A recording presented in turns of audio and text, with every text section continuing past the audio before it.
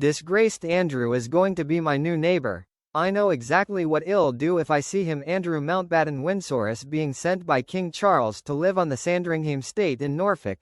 But not all locals are particularly thrilled to be gaining a disgraced new neighbor. Andrew's move from Royal Lodge to Sandringham is swiftly approaching, but the locals don't feel particularly welcoming towards the new resident. In a bombshell statement last week, King Charles threw his support behind the survivors of any and all forms of abuse and announced that he had begun the process of formally stripping his disgraced younger brother Andrew of all his royal titles. Struck from the official roll of the peerage, King Charles' younger brother will now only be known as Andrew Mountbatten Windsor, and will be moving out of his lavish long-term home, Royal Lodge. The 30-room property near Windsor Castle had become a massive point of contention amid the ongoing controversy surrounding Andrew.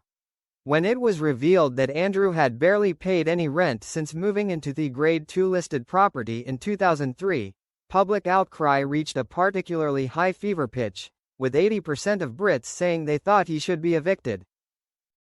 It was not, however, within King Charles' ability to boot his brother and former sister-in-law, Sarah Ferguson, out of Royal Lodge. Holding an iron-clad lease for 75 years with the Crown Estate, there was no legal recourse to force out the disgraced former Duke. Instead, he had to be persuaded to go of his own accord. Andrew finally agreed, after being offered a new home of the monarch's privately owned Sandringham estate in Norfolk. The vast 20,000-acre estate includes around 150 properties, and the palace has not announced which one Andrew will be calling home when he shortly moves out of Royal Lodge. However, it is understood that Sarah Ferguson will not be joining Andrew in his new home, instead forging her own path and finding somewhere else to live by herself.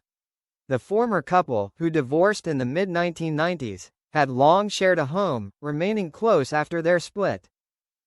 Royal expert Andrew Lowney, who has penned an explosive biography of Andrew and Sarah entitled, The Rise and Fall of the House of York, exclusively told the Mirror that Sandringham was a neat solution to the controversy surrounding Andrew's housing. I understand that actually Andrew will have to be paid quite a lot of money to basically get out of the lease, the author said, adding that Andrew had a very strong lease at Royal Lodge.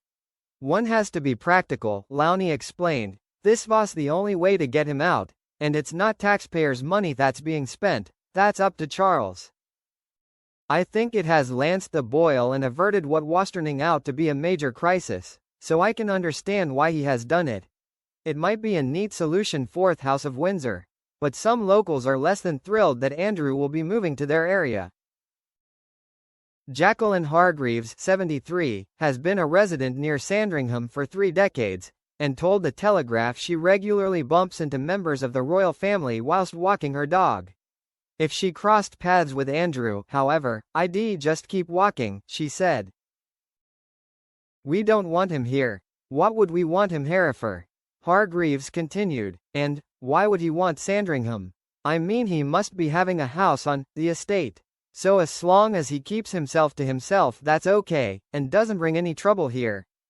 Norfolk doesn't need it. I don't know why he doesn't go to America, he quite likes it out there. Go and sit with Trump. Pub worker Kate Cook told the publication, I think if he had any real sense of propriety, he would maybe just keep himself to himself. If he had any level of respect for the public. But then, I don't think he has any humility. Once locals said that they wouldn't speak to him if they saw Andrew, but another admitted they might not be able to stop themselves from challenging him if they saw him in the area. Life isn't always fair, said Andrew Lowney, but we have to remember that Andrew put £8.5 million into this house, Royal Lodge, which he expected to have for his children until 2078.